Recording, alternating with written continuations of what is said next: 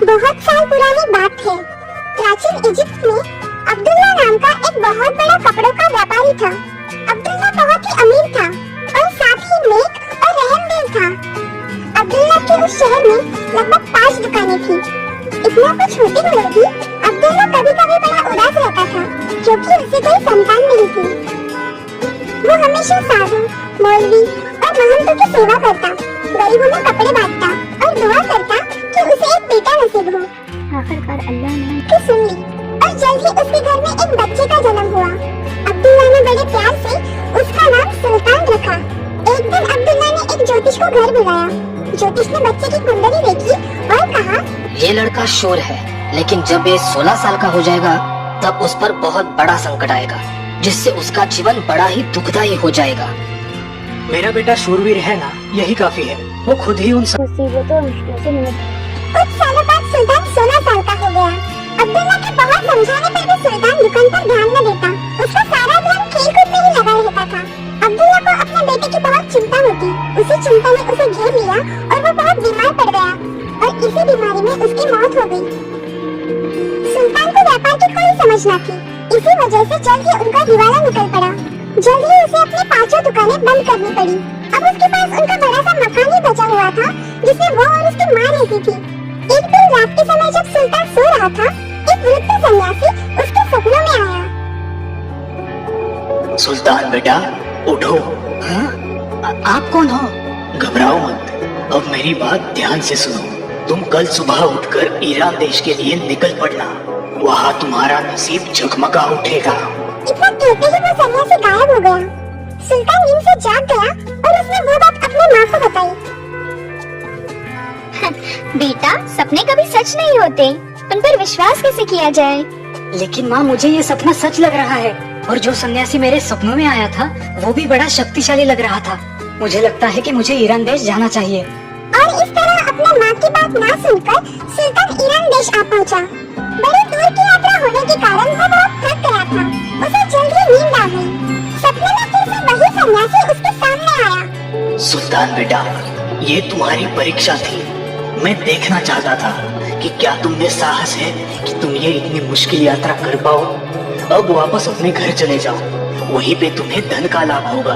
जैसे ही सुल्तान की नींद खुली, वो अपने आप को कोसने लगा। मैं तो गधा ही हूँ। माँ की बात ना मानकर मैंने बड़ी गलती की है। मेरा नसीब है कि मैंने ये बात और किसी को नहीं बताई, वरना सभी मुझ पर हंस पड़ते कि मैंने एक सपने को ही सच मान लिया। सुल्तान अपने घर पहुंचा। उसने सारी बात अपनी माँ को बताई। माँ ने उसे दिलासा देते हुए कहा, जो हुआ सो हुआ। अगर तुम्हारे नसीब में धन है तो वो तुम्हें यहीं पर मिलेगा। अब आगे सोच कर काम करना। सुल्तान ने अपनी माँ की बात मान ली, लेकिन उसी रात फिर वही सन्यासी उसके सपनों में आया। सुल्तान, तुम्हारे नसीब खुलने का समय आ चुका है। कल सुबह उठकर अपने पिताजी के कमरे में जाके तुम उस कमरे की खुदाई करना। वहाँ तुम्हें अपार धन का लाभ होगा। नींद खुलते ही सुल्तान भागते हुए अपनी माँ के पास पहुँचा। उसकी सारी बात सुनकर माँ हंस पड़ी। क्या तुम्हें अभी भी इन सपनों पे विश्वास है? ठीक है, अब तुम अपने मन की तसल्ली कर ही लो। ईरान जाने से तो ये अच्छा है कि तुम मेरे पास तो रहोगे। सुल्तान ने उस कमरे की खुदाई शुरू की।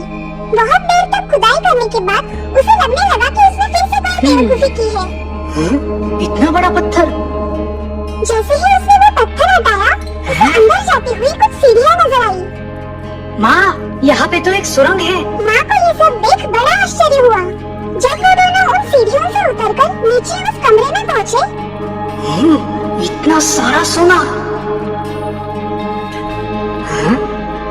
वो कैसी रोशनी है? जब वे दोनों उस कमरे पे पहुँचे, उन्हें वहाँ पे आग पड़ी मूर्तियाँ नजर आई। इतनी सारी सोने की मूर्तियाँ और इनमें तो हीरे जड़े हैं। माँ और सुल्तान दोनों को बड़ा आनंद हुआ, लेकिन तभी एक बात सुल्तान को नजर आई। माँ, यहाँ पे एक मूर्ति कम है। 8 मूर्तियाँ सोने की थाली पर खड़ी है, लेकिन जरा देखो, यहाँ पर एक थाली खाली है। उस थाली पर कुछ लिखा हुआ था। सुल्तान उसे पढ़ने लगा।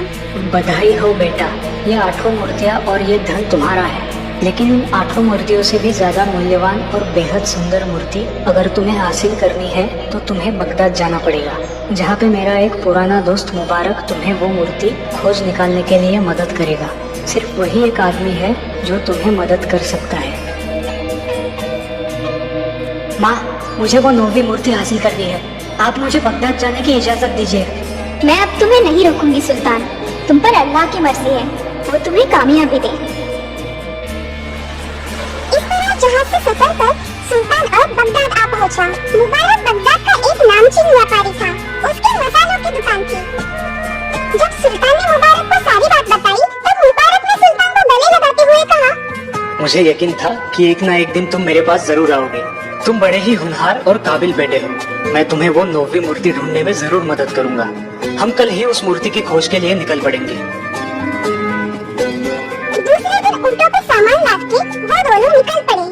शहर से थोड़ा दूर जाते ही उन्हें एक जंगल लगा। अब यहाँ से हमें पैदल जाना पड़ेगा। ऊँटों को वहीं छोड़ वे दोनों जंगल के अंदर घुस गए। जंगल बड़ा ही डरावना था। कुछ दूर जाने पर उन्हें एक गुफा लगी। हमें इस गुफा में से अंदर जाना पड़ेगा। तुम्हारे पास जो मशाल है उसको जलाओ। दोनों ने अपनी पोतली में से मशाले निकालकर उन्हें जलाया और उस रोशनी के सहारे वे आगे बढ़ने लगे। उस गुफा के अंदर एक तालाब था।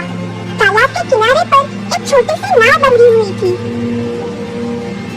अपनी मशाल बुझाओ और जब तक इस नाव में से हम ये तालाब पार नहीं करते अपने मुंह में से एक भी शब्द मत निकालना, क्योंकि इस तालाब में पिशाच रहते हैं। अगर तुमने आवाज की तो वो तुम्हें निगल लेंगे।